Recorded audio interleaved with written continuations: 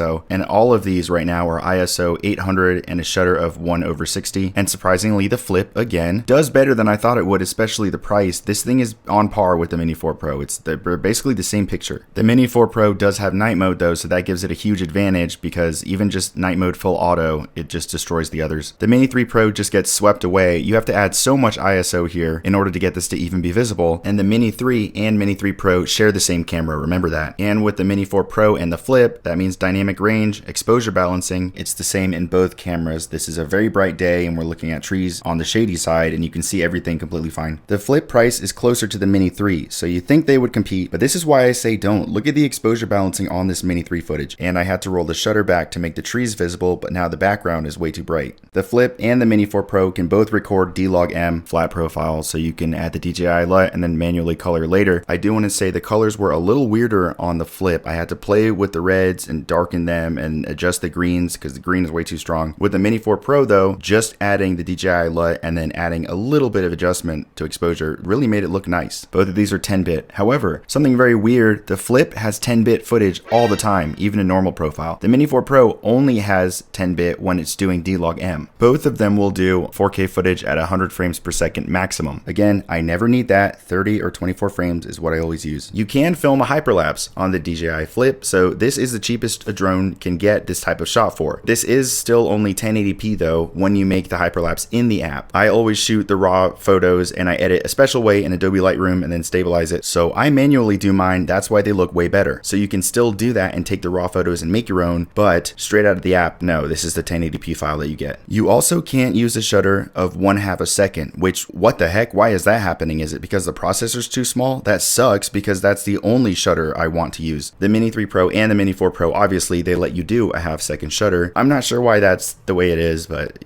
somebody smarter than me at DJI who designs these could probably tell you. I can't though. $400-ish to own an Imperial shuttle, and it can get you a picture that is basically identical to what you get from the Mini 4 Pro. That is really cool. Both of these are going to get 12 megapixel photos that are phenomenal. It's the same camera as the Mini 4 Pro. You can do panoramic photos as well. It says 48 megapixel in the specs. That's not true though.